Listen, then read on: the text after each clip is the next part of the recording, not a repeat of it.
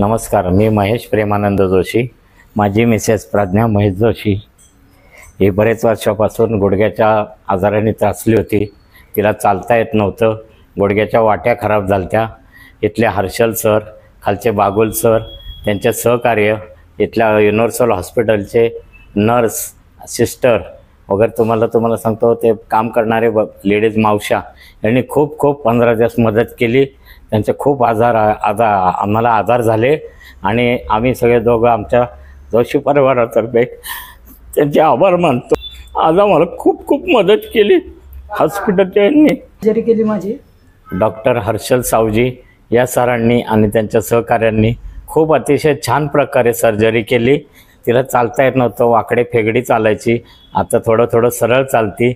1 महिन्याभरात खूप छान चालेल असं मी प्रार्थना केली आहे. यांनी सगळं छान झालं आहे.